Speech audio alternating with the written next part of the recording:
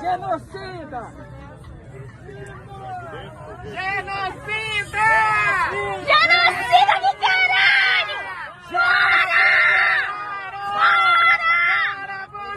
Pela primeira vez em 2 anos e meio de governo, Bolsonaro sentiu na pele a desaprovação daqueles que não apoiam sua conduta. Se as pesquisas mostravam que Bolsonaro era desaprovado, que as pessoas rejeitavam seu governo, ele viu isso com os próprios olhos em um voo para Vitória, onde foi hostilizado e xingado. Uma variável muito importante na disputa eleitoral de 2022 será o luto da população. Segundo especialistas, a cada morte por coronavírus, 6 a 10 pessoas são impactadas pela dor do luto. Essa CPI foi instaurada para averiguar um crime contra a humanidade, ou seja, quem é o responsável por essas mortes. A resposta é bem clara para Natália Pasternak. Ele é o presidente da República, o cargo que ele ocupa, uma posição pública, uma figura pública cuja responsabilidade precisa ser explicitada. E essa responsabilidade é a responsabilidade de como ele se comunica com a população e a mensagem que ele passa. A mensagem passada pelo presidente da República tem sido uma mensagem de descaso e de negação. E essas duas mensagens são muito prejudiciais para a população brasileira. O descaso com que ele trata a pandemia e as mortes, as famílias que perderam seus entes queridos, mostra, como já foi falado aqui, uma total falta de empatia que chama atenção.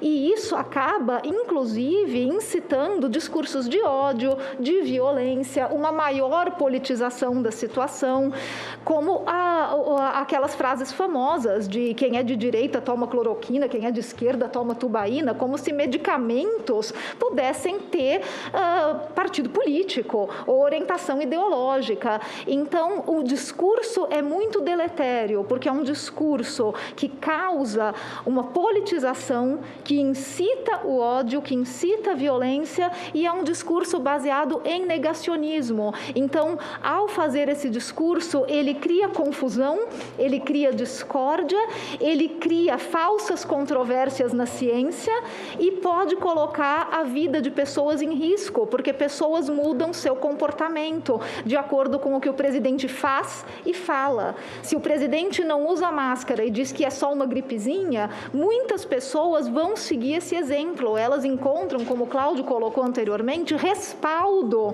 para suas atitudes.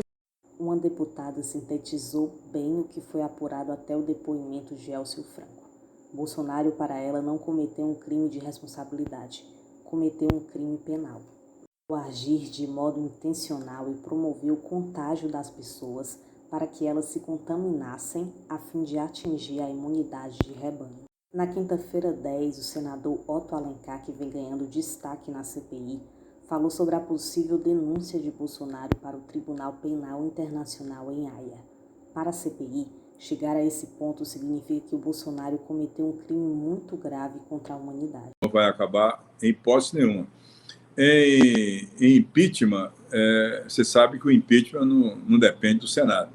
A admissibilidade é pela Câmara. Isso, se a Câmara, nós vamos encaminhar para a Câmara o relatório final aprovado e votado no plenário da comissão, vamos encaminhar para a Câmara dos Deputados. E a responsabilidade dessas pessoas, sem dúvida nenhuma, elas serão responsabilizadas por crime de ação e de omissão. Esse é o caminho que está praticamente visto com muita clareza a respeito. O Pazuello, a Mayra, a capitã Cloroquina, ontem o coronel Elcio Franco, eles assumiram essa responsabilidade para livrar a pele do presidente da República. O Pazuello foi muito explícito nisso, né?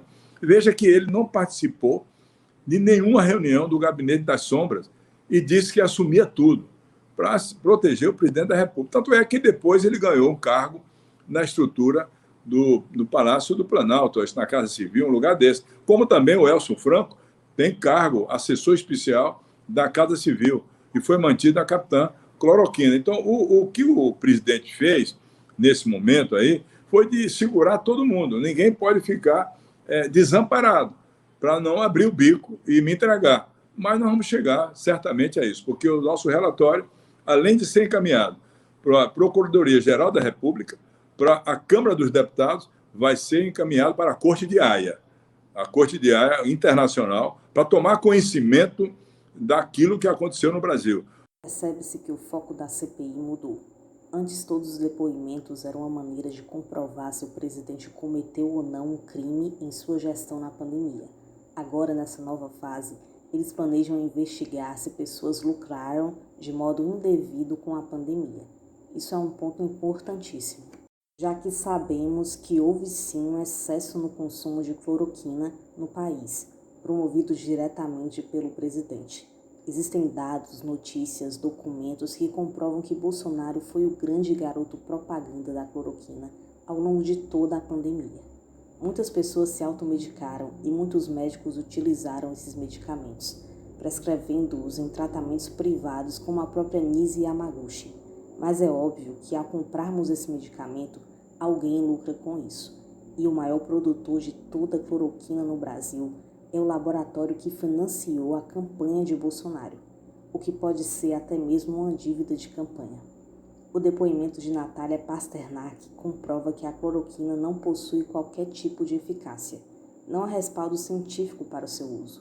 E esse ponto é importante, pois se a ciência negou a eficiência da hidroxicloroquina, por que o governo brasileiro continuou insistindo no medicamento? Para a imunização de rebanho? Enfim, esse é um ponto que existe, mas também há outro, a corrupção. Manifestações contrárias ao presidente são válidas, garantidas pela nossa Constituição e extremamente importantes nesse momento. É preciso que toda a população se manifeste politicamente, independente de suas ideologias políticas, pois o Brasil é plural e seu governante deve governar para todos e não apenas para o seu eleitorado. Todos nós devemos ter nossos direitos garantidos.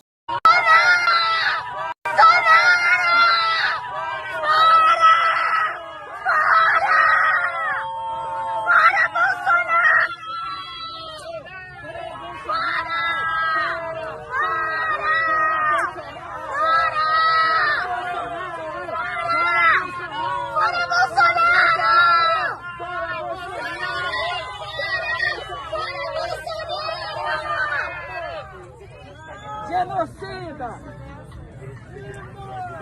Genocida! Genocida!